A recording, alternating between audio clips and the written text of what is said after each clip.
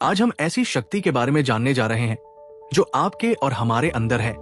एक ऐसी शक्ति जो हमारे अंदर उस जिन की तरह है जो हर विशेष को पूरा करने की क्षमता रखता है, जो आपको इतना दे सकता है जितना आप कभी सोच नहीं सकते हैं। पर मेरे दोस्त, जिसके अंदर आग नहीं है सफलता के लिए, या जिसके अंदर गुदा नहीं है अपने सपनों के लिए, या जो सफल नहीं होना चाहता है, वो इस वीडियो को देख के अपना समय ना खराब करे। तो चलिए शुरू करते हैं उस शक्ति के बारे में जो आपको आपके लक्ष्य तक पहुंचने में ब्रह्मांड से मिलकर मदद करेगा। आज हम यहाँ पर जिस किताब की समरी के साथ हैं, वो हमारी पसंदीदा किताबों के संग्रह का भी हिस्सा है। डॉक्टर जोसेफ मर्फी द्वारा लिखी गई किताब the power of your subconscious mind. इस किताब में जोसेफ मर्फी बताते हैं कि अगर हम सही तरीके से प्रार्थना करते हैं तो हमारी प्रार्थनाएं हमेशा सफल होती है। लेकिन हमारी प्रार्थनाएं क्यों सफल नहीं होती? इसका कारण यह है कि हम पूरे दिल और दिमाग से एक चीज पर ध्यान केंद्रित नहीं करते और सही तकनीक का पालन नहीं करते। यही वजह है कि हमारी प्रार्थनाएं सफल नहीं होती।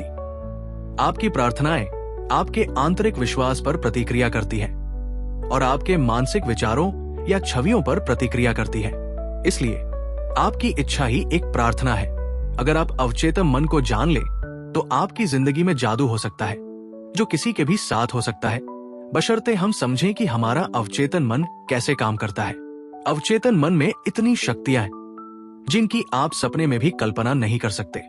उदाहरण के लिए, क्या आपके मन में कभी यह सवाल आया है, क्यों एक व्यक्ति सफल होता है और दूसरा असफल? क्यों कुछ लोग अमीर होते हैं और कुछ गरीब? क्यों कुछ लोगों का स्वास्थ्य अच्छा होता है और कुछ बीमार रहते हैं? अगर आपके पास भी ये सवाल है तो ये सारांश आपके लिए असाधारण हो सकता है। तो चलिए हम अपने अवचेतन मन की वास्तविक शक्ति को विस्तार से समझते हैं। पहला अध्याय। क्या आप जानते हैं कि आपके भीतर एक ऐसा खजाना छुपा है जो आपकी हर इच्छा को पूरा कर सकता है? क्या आपने कभी सोचा है कि एक चुंबक का टुकड़ा जिस तरह लोहे को खींचता है, उसी तरह आप भी अपनी सफलता को अपनी ओर खींच सकते हैं? आपके अंदर एक विशाल खजाना छिपा है। आपको बस अपनी आंखें खोलकर इसे देखना है। आपको पता होना चाहिए कि अगर हम लोहे की एक छड़ को चुंबकित करते हैं तो वो अपने वजन से कई गुना अधिक भार उठा सकती है, और अगर हम लोहे से उसकी चुंबकीय शक्ति छीन ले तो वो एक पंख भी नहीं उठा सकती। यही हमारे साथ भी होता है। चुंबकित लोग आत्मविश्वास से भरे होते हैं, जबकि अचुंबकित लोग खुद पर शक करते हैं और अपने बोझ को भी नहीं संभाल पाते। और इन सभी समस्याओं का उत्तर आपके शक्तिशाली अवचेतन मन में निहित है। हमारा अवचेतन मन इतना शक्तिशाली है कि अगर हम अपने दिल में गहराई से ये ठान ले कि हमें दुनिया का सबसे धनी और सफल व्यक्ति क्यों बनना है, तो हमारा अवचेतन मन हमारे लिए रास्ता बनाना शुरू कर देगा।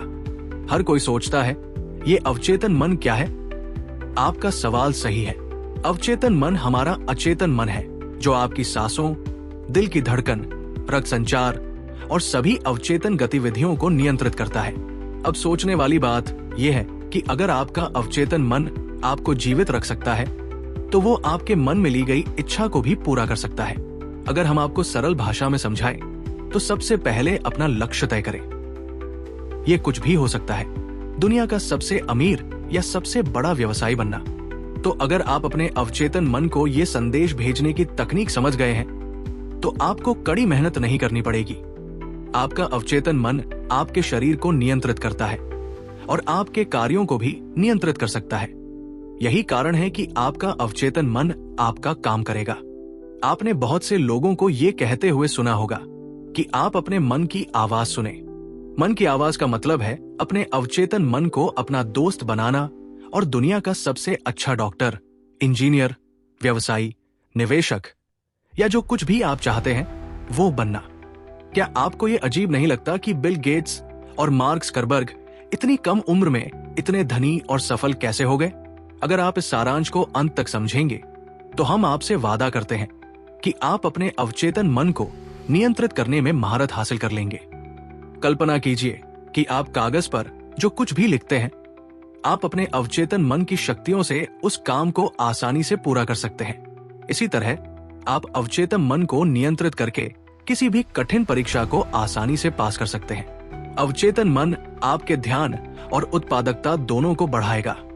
अगर हम मन को समझने के लिए दो भागों में बांटते हैं तो उनके नाम होंगे चेतन मन और दूसरा अवचेतन मन।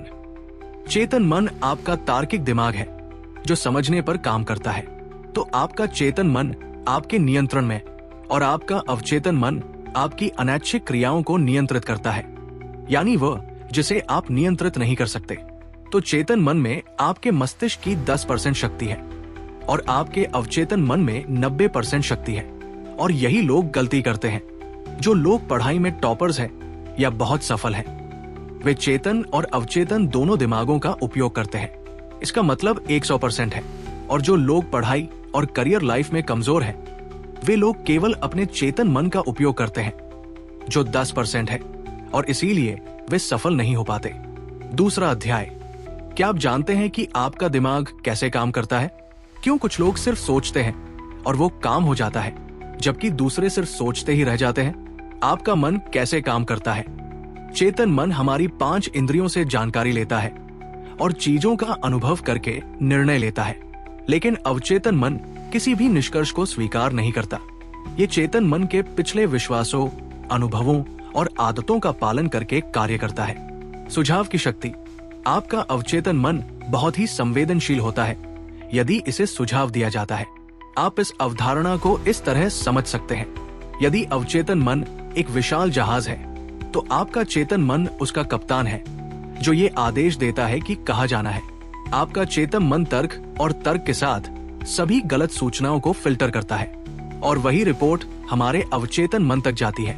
एक समय की बात है, एक महिला एक बेहतरीन गायिका थी और उसकी एक प्रतियोगिता थी। हालांकि उसे मंच पर जाने से डर लगता था और वो एक बार मंच पर डर के कारण असफल हो गई थी। इसलिए उसने सकारात्मक प्रतिज्ञानों की मदद ली और कहा, मैं सबसे अच्छी गायिका हूं और मैं मुख्य मंच पर अपना सर्वश्रेष्ठ प्रदर्शन देने जा रही हूं।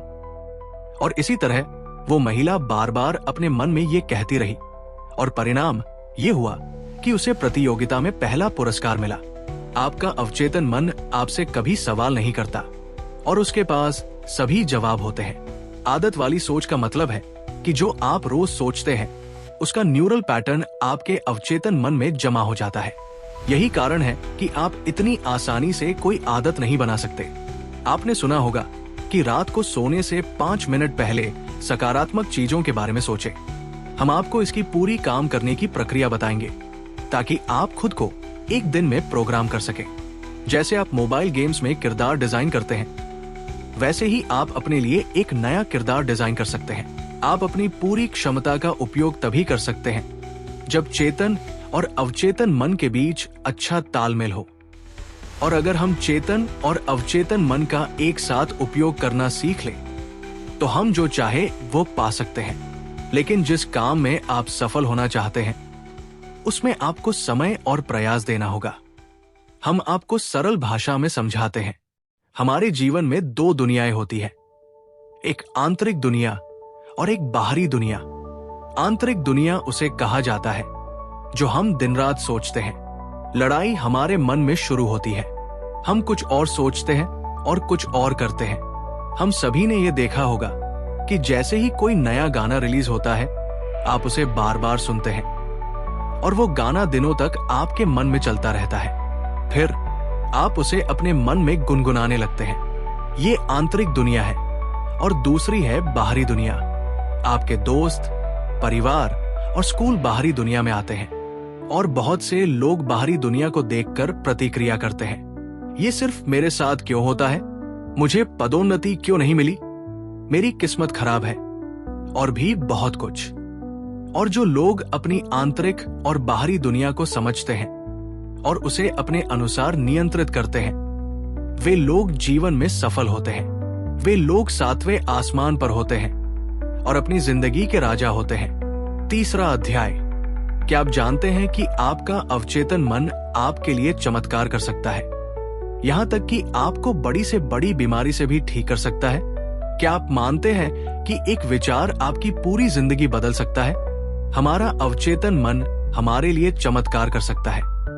हम सुबह से रात तक काम करते हैं और जब हम रात में घर आते हैं तो हम आराम करते हैं और सो जाते हैं।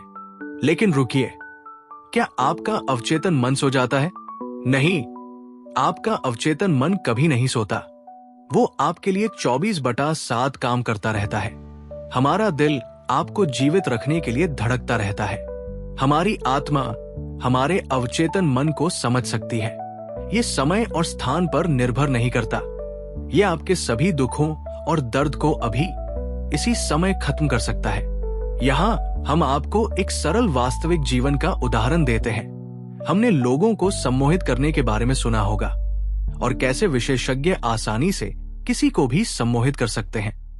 क्या आप जानते हैं, विशेषज्ञ हमारे दिमाग के अवचेतन स्तर को नियंत्रित करके हमें मुर्गा, मार्शल आर्टिस्ट और कुछ भी बना सकते हैं।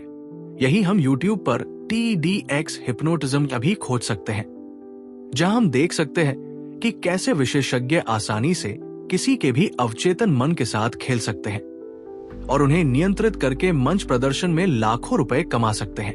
अब हम जानेंगे कि क्या हमारा अवचेतन मन हमारी बीमारी को ठीक कर सकता है। हाँ, बिल्कुल कर सकता है। एक हालिया रिपोर्ट के अनुसार दुनिया के सबसे अच्छे डॉक्टर और उन्नत उपचार विफल हो गए, लेकिन ये चमत्कार फिर भी संभव था। लेकिन वो चमत्कारिक रिकवरी क्या थी? एक अमीर आदमी था जिसका विमान दुर्घटनाग्रस्त हो गया था और उसकी लगभग सभी हड्डियां टूट गई थी और सभी डॉक्टरों ने उम्मीद छोड़ दी थी कि वो ठीक नहीं हो सकता और कई लोगों का मानना था कि वो केवल कुछ दिनों तक ही जीवित रहेगा। लेकिन वो आदमी जैसा था। उसने एक मजबूत विश्वास के साथ अपना मन बना लिया कि मैं क्रिसमस तक बिल्कुल ठीक हो जाऊंगा। और उस आदमी ने किसी की नहीं सुनी और दिन रात अपने मन में वह एक विचार दोहराता रहा। वो खुद की कल्पना करता था कि वो क्रिसमस के दिन अपने पैरों पर चलकर अस्पताल से बाहर कैसे आया। उस आदमी ने 8 महीने तक अपने मन में वो एक सकारात्मक विचार रखा। उसके अवचेतन मन में सभी सकारात्मक विचार और उसका सकारात्मक दृष्टिकोण स्पष्ट थे, जिसके कारण वो आदमी क्रिसमस के दिन अपने पैरों पर चला। एक आदमी जिसकी 103 हड्डियां टूटी थी, वो 8 महीने में अपने पैरों पर चला।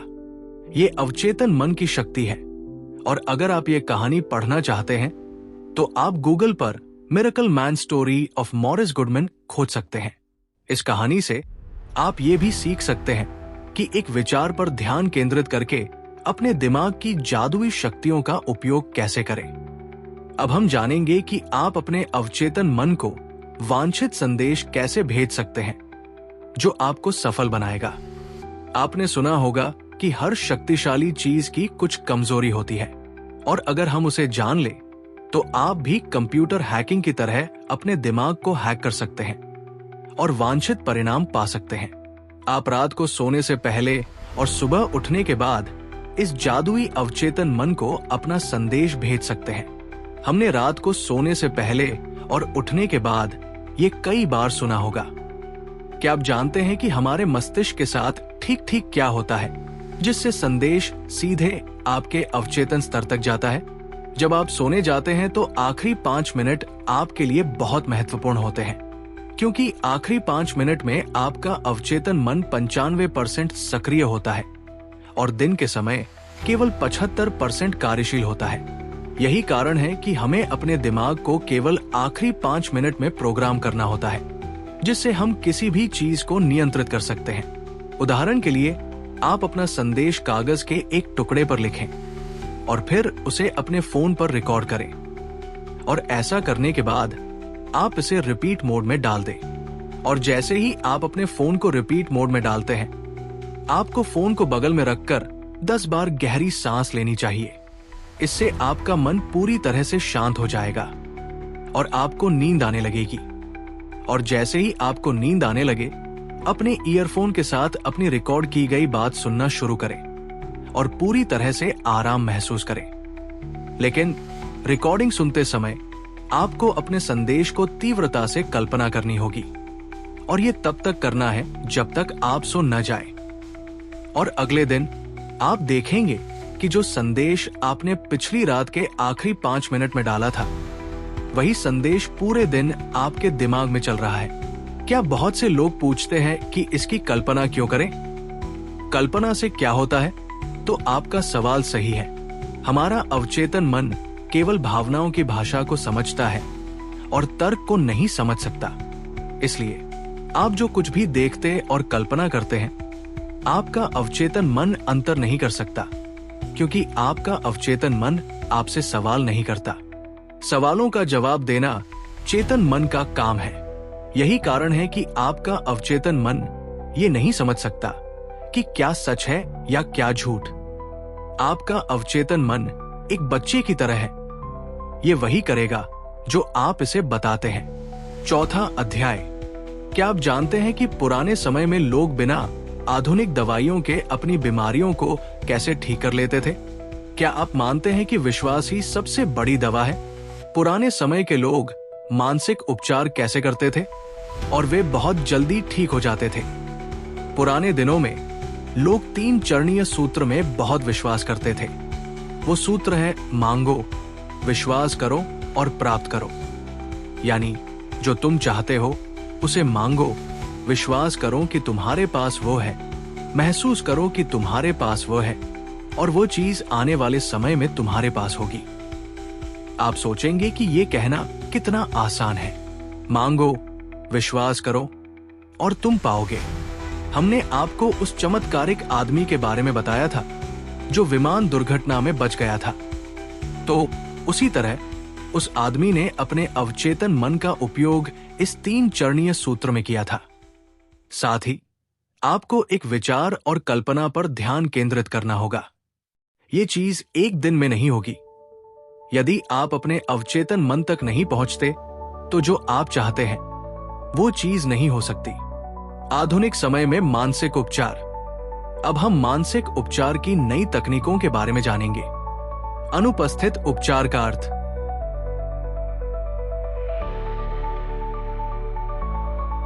एक महिला जो लॉस एंजल्स में रहती थी, कोरोनरी थ्रोम्बोसिस से पीड़ित थी। वो जेल में मरना नहीं चाहती थी, इसलिए उसने प्रार्थना की, मैं जहां भी हूं, मेरी मां का सारा आशीर्वाद मेरे साथ है। मेरी मां मेरे साथ है और मैं कभी बीमार नहीं हो सकती जब तक मेरी मां मेरे साथ है। लेकिन जैसा उस महिला का शरीर था, वो उसके विचारों को दर्शाता था। उस महिला ने कहा, मुझे पता है कि अगर मैं अपने मन के विचारों को बताऊंगी तो मेरा स्वास्थ्य अपने आप ठीक होने लगेगा। और कुछ हफ्तों बाद वो महिला ठीक हो गई और वो इस तरह से ठीक हो गई जैसे उसे कभी कोई बीमारी हुई ही ना हो। अगर आप अपनी मां को भगवान मानते हैं तो आपके अवचेतन मन के लिए आपकी मां भगवान है, जो आपकी सभी समस्याओं को दूर करती है। तो हम अपनी मां के साथ पूरा महसूस करते हैं और आप इसी तरह अपना आत्मविश्वास बना सकते हैं। अवचेतन मन की गतिज क्रिया को मुक्त करना। आपने ऑरा क्लीनिंग के बारे में सुना होगा। अगर आपने नहीं सुना है तो कोई बात नहीं, इसे ध्यान से समझे। ऑरा क्लीनिंग एक प्रक्रिया है जिसमें आपकी सभी नकारात्मक भावनाएं बाहर निकाली जाती हैं। ऑरा क्लीनिंग थेरेपिस्ट भी होते हैं जो अपॉइंटमेंट लेते हैं और तीव्र दबाव और आधुनिक तकनीकों की मदद से वे सभी ग्राहकों के दर्द को ठीक करते हैं। 5वां अध्याय। क्या आप जानते हैं कि कुछ आसान तकनीकों से आप अपने अवचेतन मन को अपनी इच्छाएं पूरी करने के लिए प्रोग्राम कर सकते हैं? क्या यह सच है कि जो आप दिमाग में देखते हैं वही आपको जिंदगी में मिलता है? 1. पासिंग ओवर तकनीक। यदि हम चेतन मन से अपनी इच्छाओं को स्वीकार करते हैं, जो तार्किक रूप से संभव है, तो हमारा चेतन मन आपके अनुरोध को अवचेतन मन को भेजता है। और जितना आप अपने चेतन मन में बार बार दोहराते हैं, मैं जीवन में बहुत सफल हूं, मैं पढ़ाई में बहुत अच्छा हूं, या जो कुछ भी आप चाहते हैं, फिर एक समय के बाद आपका चेतन मन आपके मन का ढक्कन खोल देता है और वो जानकारी सीधे आपके अवचेतन में चली जाती है और आप उसी तरह से कार्य करना शुरू कर देते हैं। 2. कल्पना तकनीक। सबसे पहले हमें अपने मन को शांत करना होगा और फिर जैसे हम अपनी आंखों से कुछ भी देखते हैं, उसी तरह आपको अपनी आंखें बंद करनी होंगी और कल्पना में अपना लक्ष्य देखना होगा। ठीक है, हमें वही अपने मन में देखना होगा। यहां हम एक वास्तविक जीवन का उदाहरण साझा करते हैं जो आपको सब कुछ स्पष्ट कर देगा। निकोल टेस्ला पहले किसी भी नए आविष्कार की अपने मन में कल्पना करते थे और फिर वो उसी छवि को 3D में घुमाते थे और उसके विवरण देखते थे। इसी तरह आपको भी एक स्पष्ट कल्पना करनी होगी। 3. मानसिक फिल्म विधि। पुरानी कहावत है, एक तस्वीर 1000 शब्दों के बराबर होती है। एक तस्वीर 1000 शब्दों को समझा सकती है। जैसा आप कार्य करते हैं वैसा ही आप बन जाएंगे। मानसिक फिल्म विधि का सबसे अधिक उपयोग संपत्ति बेचने के व्यवसाय में किया जाता है। आइए समझते हैं कि इसका उपयोग कैसे किया जाता है। हमें सबसे पहले अपने मन में खुद को संतुष्ट करना होगा और सोचें, आपने जो संपत्ति की कीमत रखी है वो खरीदारों के लिए सबसे अच्छी है। और ऐसा करने के बाद अपने मन को शांत करें और थोड़ी देर आराम करें। उन सभी परेशानियों को जाने दें जिन्होंने मुझे नींद में डाल दिया है। यानी आपको नींद की स्थिति में जाना होगा और नींद की स्थिति आपकी सभी मानसिक सीमाओं को काफी कम कर देगी। अब संपत्ति के चेक की कल्पना करें और महसूस करें कि वह समीक्षा आपके हाथों में है। खुद से खुश रहें। ऐसा महसूस करें कि आपको अपना पैसा मिल गया है और अपने चेक के लिए अभी धन्यवाद दें, क्योंकि कृतज्ञ व्यक्ति को उससे कहीं अधिक मिलता है और जो व्यक्ति आभारी नहीं होता उसके पास जो कुछ है वह भी छीन लिया जाता है। और अब आप धन्यवाद कहकर इसे ब्रह्मांड पर छोड़ दें और जो कुछ भी आपने पूरी रात कल्पना की है वो आपके अवचेतन में दोहराता रहेगा। 6वां अध्याय। क्या आप जानते हैं कि जीवन का 90% हिस्सा आपके विचारों से बनता है? क्या आप मानते हैं कि आपका अवचेतन मन ही आपको हर बीमारी से बचा सकता है? जो जीवन हम जीते हैं वो केवल 10% है। हम शेष 90% जीवन के बारे में भी नहीं जानते। हम अक्सर महसूस करते हैं कि हम अपने मन में कुछ बुरा करते रहते हैं और केवल अपनी आंतरिक दुनिया पर ध्यान केंद्रित करते हैं। तो क्या आपने बाहरी दुनिया का जीवन जिया? शायद नहीं, क्योंकि हम अपने मन में ही फंसे रहते हैं और कहते हैं कि हमारा जीवन भयानक है। लेकिन ऐसा नहीं है। जब आप आंतरिक दुनिया पर ध्यान केंद्रित करते हैं तो आपको आंतरिक भावनाएं महसूस होती हैं, और जब आप बाहरी दुनिया पर ध्यान केंद्रित करते हैं तो आप बाहरी दुनिया की सुंदरता देखेंगे। एक उदाहरण एक व्यक्ति है जिसे टीबी यानी तपेदिक था और हमने इस बीमारी को सिर्फ एक प्रतिज्ञान से ठीक कर दिया। मैं परिपूर्ण, शक्तिशाली, देखभाल करने वाला, खुश और पूर्ण हूं। 7वां अध्याय। क्या आप अपनी जिंदगी में वो सब कुछ पाना चाहते हैं जो आप चाहते हैं? क्या आप जानते हैं कि अपनी मंजिल तक पहुंचने का सबसे आसान तरीका क्या है? हम जीवन में जो चाहते हैं उसे कैसे प्राप्त करें? कल्पना करें कि आप एक टैक्सी में बैठे हैं और बार बार टैक्सी ड्राइवर को दिशा बदलने के लिए कह रहे हैं और ड्राइवर आपके फैसले से पूरी तरह भ्रमित है। क्या आप अपनी मंजिल तक पहुंचेंगे? शायद नहीं, क्योंकि आपको इस बारे में स्पष्टता नहीं है कि कहां जाना है। लेखक बताते हैं कि हमारी इच्छा शक्ति नहीं होनी चाहिए, हमें अपनी कल्पना का उपयोग करना चाहिए। आपको अपने लक्ष्य के अंत की कल्पना करनी होगी और आपको कहां पहुंचना है, और जैसे ही आप उसकी कल्पना करते हैं सभी सड़कें आपके लिए खुलना शुरू हो जाती है। तो अगर आपको इस पर शक है तो कोशिश करें। बस ये सुनिश्चित करें कि आप रोजाना जो कल्पना कर रहे हैं उसे जारी रखें, क्योंकि अनुशासन के साथ आप लगातार कार्रवाई करते हैं। बाइबल कहती है कि जो लोग इस धरती पर पैदा हुए हैं वे कुछ भी हासिल कर सकते हैं अगर वे अपने चेतन और अवचेतन मन दोनों का ठीक से उपयोग करें। 8वां अध्याय। क्या आप अमीर बनना चाहते हैं? क्या आप जानते हैं कि सिर्फ मैं अमीर हूं कहने से आप अमीर क्यों नहीं बन पाते? आप सिर्फ ये कहकर अमीर नहीं बन सकते, मैं अमीर हूं, मैं दुनिया का सबसे अमीर व्यक्ति हूं। जब आप ये प्रतिज्ञान बोलते हैं तो आपका ध्यान अमीर बनने पर जाता है और आप पैसे को आकर्षित करने के बारे में जागरूक हो जाते हैं, और ये प्रतिज्ञान आपके मन में विचार पैदा करता है।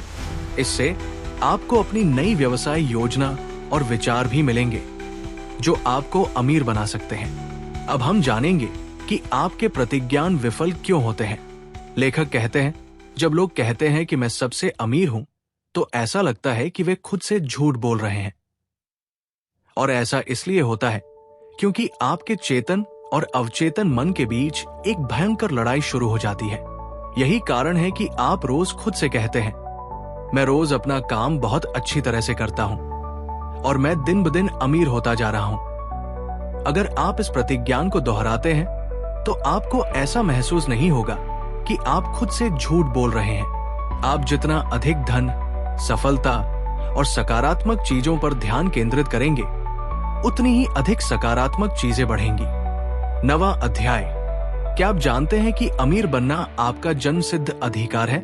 क्या आपको लगता है कि पैसा सभी बुराइयों की जड़ है? आपको अमीर होने का अधिकार है। आपने इस धरती पर खुश रहने और सभी सुविधाओं का अनुभव करने के लिए जन्म लिया है। हमारे माता पिता ने हमें बताया होगा, बेटे पैसे के लिए हत्या करते हैं, पैसा बुराई की जड़ है। लेकिन ऐसा बिल्कुल नहीं है। पैसे से आप अच्छी चीजें कर सकते हैं और आप बुरी चीजें भी कर सकते हैं। यह आप पर निर्भर करता है कि आप इसका उपयोग लोगों का भला करने के लिए करते हैं या अपराध करने के लिए। तो पैसे को बुरा मत मानो। आप सोचें, क्या आप बिजली का उपयोग करते हैं? हर कोई कहेगा कि यह भी कुछ पूछने की बात है। मुझे एक सरल उदाहरण से समझाता हूं। एक महिला खाना पकाने के लिए बिजली का उपयोग करती है, तो उसके लिए बिजली अच्छी है, और कोई किसी और को बिजली का झटका देकर मार देता है, तो क्या बिजली खराब हो गई? शायद नहीं। इसे करने का हमारा तरीका तय करता है। बिजली तटस्थ है, हम उसे अच्छा या बुरा बनाते हैं। इसी तरह हम पैसे को अच्छा या बुरा बनाते हैं। क्यों कुछ लोग अपनी आय में वृद्धि नहीं कर पाते? क्योंकि लोग खुद को एक कर्मचारी मानते हैं और वे अपना पैसा नई चीजों में निवेश नहीं करते। यही कारण है कि उनकी आय तय रहती है। वे लोग अपनी आय को सुरक्षित रखते हैं और एक स्थिर आय की आपूर्ति शुरू होने देते हैं। 10वां अध्याय। क्या आप हर सुबह उत्साह के साथ उठना चाहते हैं? क्या आप जानते हैं कि सफल होने का सबसे अच्छा तरीका क्या है? अपने जीवन में सफल होना आपको ऐसी शांति और प्रेम भरा जीवन देता है। हम हर दिन उत्साह से उठते हैं और हमारे पास जो कुछ भी है उसके लिए आभारी होते हैं। आपको 2 आंखें मिली हैं, आपको भगवान से 2 पैर मिले हैं। कुछ लोगों को वह भी नहीं मिलता।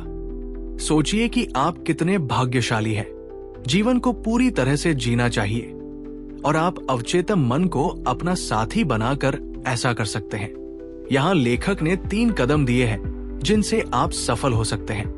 पहला कदम, वो काम करें जो आपको सबसे ज्यादा पसंद है, जिससे आप प्यार करते हैं। जब तक आप पूरे दिल से कुछ नहीं करते और उससे प्यार नहीं करते, तब तक आप खुद को सफल नहीं मान सकते। अगर आप अपना काम पूरी लगन से करते हैं, तो ये आपकी सफलता की ओर बढ़ रहा है। चाहे वो सबसे अमीर व्यक्ति हो या एक सफल व्यक्ति, हर कोई अपने काम से प्यार करता है, भले ही उन्हें उस काम के लिए भुगतान न किया जाए। फिर भी वे वो काम करेंगे जो उन्हें पसंद है। दूसरा कदम, आपको किसी एक क्षेत्र में महारत हासिल करनी होगी और वो क्षेत्र ऐसा होना चाहिए कि वो लोगों की जरूरतों को पूरा कर सके। जब तक आप किसी भी क्षेत्र में महारत हासिल नहीं करते, तब तक आप कुछ भी उल्लेखनीय हासिल नहीं कर सकते। तीसरा कदम, ये कदम सबसे महत्वपूर्ण है। आपको याद रखना चाहिए कि आप जो भी काम करते हैं, आपको केवल अपनी सफलता देखनी चाहिए। आप स्वार्थी होकर सफल नहीं हो सकते।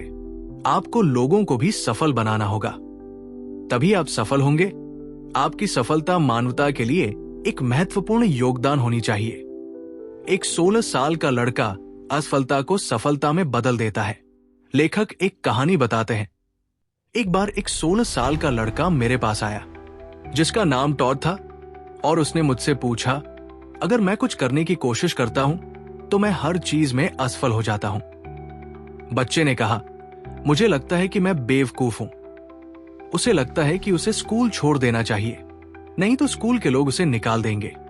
लेखक ने कहा कि उन्होंने एक चीज पाई जो बच्चे के साथ गलत थी, और वो उसका दृष्टिकोण था। वो खुद को सबसे कम मानता था, इसलिए उसे ये महसूस होने लगा कि सभी बच्चे उससे ज्यादा बुद्धिमान हैं। लेखक ने उस बच्चे को पढ़ाया कि अपनी पढ़ाई को बेहतर बनाने के लिए अवचेतन मन का उपयोग कैसे करें। सबसे पहले लेखक ने बच्चे को एक प्रतिज्ञान बताया, जिसे उसे रात को सोने से पहले और सुबह उठते ही कहना और बार बार दोहराना था। प्रतिज्ञान: मुझे पता चला है कि मेरे अवचेतन मन में अद्वितीय शक्तियां हैं और मेरा अवचेतन मन स्मृति का एक भंडार है। मैं जो कुछ भी पढ़ता और सुनता हूं, मुझे बहुत अच्छी तरह से याद रहता है। मेरी याददाश्त एकदम सही है और मैं इसका उपयोग कर सकता हूं अगर मैं चाहूं। मेरे अवचेतन मन की अनूठी शक्ति मुझे मेरी परीक्षाओं के लिए तैयार कर रही है। मुझे मेरे शिक्षक बहुत पसंद हैं और सभी छात्र मुझसे अच्छी तरह बात करते हैं। और कुछ महीनों बाद लेखक को उस बच्चे से एक ईमेल मिला जिसमें लिखा था, श्रीमान जोसेफ मर्फी, आपका बहुत बहुत धन्यवाद। अभी मैं अपनी कक्षा में शीर्ष पर हूं। हर कोई मेरा समर्थन करता है और मुझसे अच्छी तरह बात करता है। 11वां अध्याय। क्या आप जानते हैं कि वैज्ञानिक भी अपने अवचेतन मन का उपयोग करते हैं? क्या आप मानते हैं कि आपके मन में हर समस्या का समाधान मौजूद है? हम सभी ने रसायन विज्ञान में पढ़ा होगा कि बेंजीन की रासायनिक संरचना क्या है, लेकिन क्या आप जानते हैं कि बेंजीन की खोज कैसे हुई? फ्रेडरिक, एक रसायनज्ञ, लंबे समय से बेंजीन की संरचना को समझने की कोशिश कर रहा था, लेकिन उसे बेंजीन की संरचना को समझने में मदद की जरूरत थी। उसे अवचेतन मन के बारे में बहुत अच्छा ज्ञान था, इसलिए उसने अपने अवचेतन मन में अपना संदेश डाला कि उसने बेंजीन की रासायनिक संरचना पाली है और सभी रसायनज्ञ उसे बधाई दे रहे हैं। और उसने अपनी समस्या को अवचेतन मन को भेज दिया। उसके बाद क्या हुआ? जब वो बस से यात्रा कर रहा था तो उसने एक प्रतीक देखा जो एक सांप का था और वो सांप अपनी पूंछ खा रहा था। और तब फ्रेडरिक समझ गया कि बेंजीन की रिंग की खोज हुई थी। अगर हम रासायनिक बंधन में भी ऐसा चक्रीय बंधन बनाते हैं, इससे आपको समझ में आ गया होगा कि आपका अवचेतन मन आपके लिए जो चाहे वो विचारों, योजनाओं, स्वास्थ्य, मौसम या सफलता से कर सकता है। 12वां अध्याय। क्या आप जानते हैं कि आपकी नींद में भी आपका दिमाग काम करता है? क्या आप मानते हैं कि आपका भविष्य आपके आज के विचारों पर निर्भर करता है? हम एक दिन में 8 घंटे सोते हैं, जो हमारे जीवन के 1/3 के बराबर है। सोते समय हमारा भौतिक शरीर आराम करता है, लेकिन फिर भी अवचेतन मन और उसके लक्ष्य अंग पूरी रात काम करते हैं। रात में हमारा अवचेतन मन किसी भी बीमारी को बहुत जल्दी ठीक कर देता है, क्योंकि हमारा चेतन मन उस समय रुकता नहीं है। प्रार्थना नींद का एक रूप। सुबह से रात तक आपका चेतन मन दैनिक गतिविधियों में लगा रहता है और एक सर्वेक्षण के अनुसार हम रोज 60,000 अलग अलग विचार सोचते हैं और इससे बहुत सारी भावनाएं पैदा होती हैं। और जब आप प्रार्थना करते हैं तो आप अपनी बड़ी बुद्धि से जुड़ते हैं और यही आप सोते समय करते हैं। इसलिए प्रार्थना नींद की तरह है जो आपके जीवन में बहुत अच्छी है। आपका भविष्य आपके अवचेतन मन में है। हमें याद रखना होगा कि हमारी दैनिक आदत वाली सोच ही हमारा भविष्य बना रही है और इसीलिए हमें सकारात्मक चीजें सुननी चाहिए और सकारात्मक उद्धरण पढ़ने चाहिए।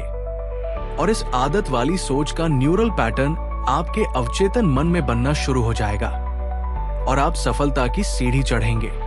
13वां अध्याय। क्या आप अपने सपनों का जीवन साथी पाना चाहते हैं? क्या आप जानते हैं कि आपका अवचेतन मन आपके प्यार के रिश्ते को कैसे ठीक कर सकता है? अवचेतन मन की शक्तियों से हम अपने सही जीवन साथी को भी आकर्षित कर सकते हैं। अगर हम गलत व्यक्ति से शादी करते हैं तो ये हमारे जीवन की सबसे बड़ी गलती हो सकती है। क्या आप भी अपने जीवन में प्यार चाहते हैं? क्या आप चाहते हैं कि आपका जीवन साथी आपकी सभी समस्याओं को एक साथ समझे और हल करे? आज की दुनिया में ब्रेकअप या पैचअप ऐसे हो गए हैं जैसे हम रोज कपड़े पहनते और उतारते हैं, लेकिन सबसे पहले आपको ये स्पष्ट होना चाहिए कि आप क्या चाहते हैं और आपके साथी में क्या गुण होने चाहिए। तभी आप अपने सपनों के साथी को आकर्षित कर पाएंगे। 14वां अध्याय। क्या आप हमेशा खुश रहना चाहते हैं? क्या आप मानते हैं कि आपकी खुशी बाहर की दुनिया से नहीं, बल्कि आपके अंदर से आती है? हम अवचेतन मन की मदद से अपने जीवन में बहुत खुश रह सकते हैं। हमने शुरू में आंतरिक दुनिया और बाहरी दुनिया के बारे में साझा किया था, जो हमारे मन की आंतरिक और बाहरी दुनिया है। ये सूत्र आपके जीवन में खुशी भर देगा। जब आप अपने मन में चल रहे विचार पर ध्यान केंद्रित करते हैं, तो आपको महसूस होगा कि आपके दिमाग में क्या हो रहा है। उदाहरण के लिए, आप क्यों सोचते हैं कि मेरा चेहरा सुंदर नहीं है, और इस बारे में सोचकर आप बुरा महसूस कर रहे हैं, तब आपका जीवन खराब हो जाता है। और जब आप उन लोगों की बाहरी दुनिया पर ध्यान केंद्रित करते हैं जिनके चेहरे पर एसिड फेंका गया है, तो आप सोचते हैं, हे भगवान, मैं कितना भाग्यशाली हूं कि मेरा चेहरा सही सलामत है। तब आप अपने चेहरे के बारे में अच्छा महसूस करते हैं। इसे गलत मत समझिए, ये सिर्फ एक चित्रण है जो आपकी आंतरिक और बाहरी दुनिया को समझाता है। जब आपका ध्यान अच्छी चीजों पर होता है, तो आप खुश रहेंगे, और जब आप किसी ऐसी चीज पर ध्यान केंद्रित करेंगे जो आपको दुखी करेगी, तो आप बुरा महसूस करेंगे। 15वां अध्याय। क्या आप जानते हैं कि लोगों को माफ करना आपके स्वास्थ्य के लिए कितना अच्छा है? क्या आप मानते हैं कि माफ करना खुद को मुक्त करना है? हमें लोगों को माफ करना सीखना चाहिए। अगर आप खुशी से रहना चाहते हैं, तो आपको अपने नफरत करने वालों को नजरअंदाज करना चाहिए, क्योंकि जब आप किसी को माफ करते हैं, तो आपकी नकारात्मक भावनाएं सकारात्मकता को आकर्षित करती हैं और आपको शांति महसूस होती है। आइए इसे एक वास्तविक जीवन के उदाहरण से समझते हैं। एक आदमी था जिसका नाम जॉन था। वो रोज अपनी नौकरी पर जाता था और सोचता था कि लोग उसके साथ रहना पसंद नहीं करते। फिर एक बार उसकी कंपनी में किसी ने गलती से उसे धक्का दे दिया और उस दूसरे आदमी ने गलती से जॉन पर कॉफी गिरा दी। तब से जॉन ने अपने मन में दूसरों की नकारात्मक छवियां बनाना शुरू कर दिया। उसकी इस तरह की सोच उसके स्वास्थ्य को खराब कर रही थी। वो अंदर से उदास महसूस करता था और बुरा महसूस करता था। ये सिर्फ उसकी सोच का नतीजा था कि उसके साथी भी उससे बात नहीं करते थे। लेकिन अगर उसने सोचा होता, कोई बात नहीं यार, ऐसा होता है, उस आदमी ने ध्यान नहीं दिया होगा, इसलिए कॉफी गिर गई होगी, तो लोगों को इस तरह माफ करें। यह आपको खुशी और शांति देता है। लोगों को माफ करना किसी भी बीमार व्यक्ति के लिए दवा की तरह काम कर सकता है। आपको क्या लगता है कि आपको किसे माफ करना है? लेखक कहते हैं, सबसे पहले खुद को माफ करें। हम अपने मन में खुद की एक नकारात्मक छवि बनाते हैं और हम उस नकारात्मक छवि के कारण बुरा महसूस करते हैं। आप लोगों को माफ करने के लिए इन प्रतिज्ञानों का उपयोग कर सकते हैं। सबसे पहले अपने मन को शांत करें। फिर कहें, मैं शांत मन और अच्छे दिल से सभी को माफ करता हूं, और अगली बार मैं उसके साथ अच्छा व्यवहार करूंगा, और जिसके साथ मैं अच्छा व्यवहार करूंगा वो भी मेरे साथ अच्छा व्यवहार करेगा, तो मैं अब अच्छा महसूस करता हूं।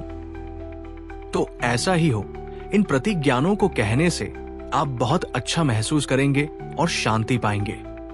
16वां अध्याय। क्या आप अपनी बुरी आदतों को छोड़ना चाहते हैं?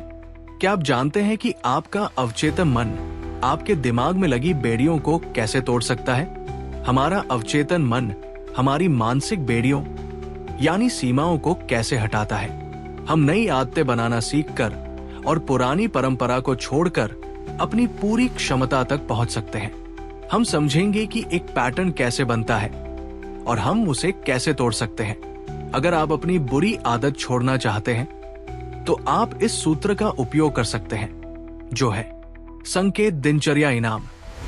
संकेत का मतलब है किसी भी आदत का ट्रिगर। इस ट्रिगर के साथ आप वो काम करते हैं जिसके आप आदी हैं।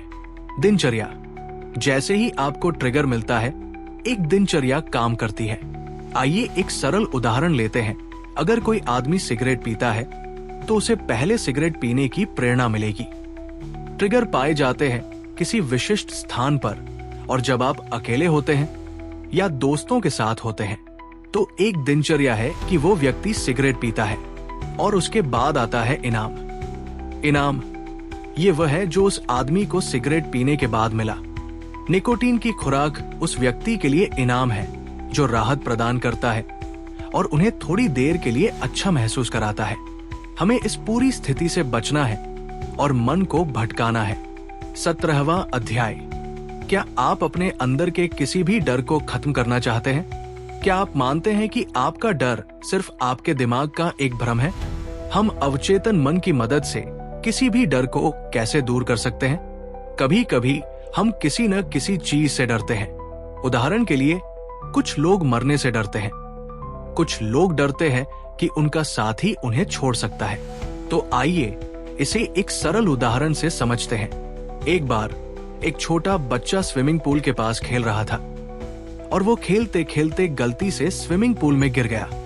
तब से वो छोटा बच्चा पानी से डरने लगा और फिर उस छोटे बच्चे की मां ने उसे लेखक से मिलवाया। उन्होंने कहा, बेटा, अपने मन को शांत करो और 1 मिनट के लिए गहरी सांस लो और कल्पना करो कि तुम तैर रहे हो। वो बच्चा कल्पना करते हुए थोड़ा डर गया था, लेकिन इसे 2 या 3 बार करने के बाद वो बच्चा सहज महसूस करने लगा। और फिर बच्चे ने सोचा कि पानी बहुत ठंडा था और पानी में उसका शरीर बहुत हल्का हो गया और इस तरह उस छोटे बच्चे का डर गायब हो गया और उसने सिर्फ 2 महीने में तैरना सीख लिया। इसी तरह आप भी किसी भी डर को दूर कर सकते हैं। 18वां अध्याय। क्या आप हमेशा जवान रहना चाहते हैं? क्या आप जानते हैं कि आपका शरीर बूढ़ा हो सकता है, लेकिन आपकी आत्मा हमेशा जवान रहती है? आप सोचेंगे, हम हमेशा पूरे जोश में कैसे रह सकते हैं? हमारा शरीर समय के साथ बूढ़ा हो जाता है, लेकिन हमारी आत्मा नहीं। और आपकी आत्मा आपका अवचेतन मन है।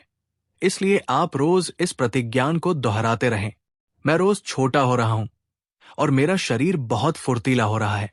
इस प्रतिज्ञान को रोज बार बार दोहराते रहें। तो दोस्तों, ये था the power of your subconscious mind का एक गहरा और विस्तृत सारांश। मुझे उम्मीद है कि ये बातें आपके दिल तक पहुंची होंगी और आपने अपने जीवन में इन्हें लागू करने का संकल्प लिया होगा। याद रखें, आप अपनी सोच को बदलकर अपनी पूरी जिंदगी बदल सकते हैं। इस वीडियो को लाइक करें, अपने दोस्तों के साथ साझा करें और हमारे चैनल को सब्सक्राइब करना न भूलें, ताकि हम एक साथ मिलकर सफलता की इस यात्रा को जारी रख सकें। अगले वीडियो में मिलते हैं।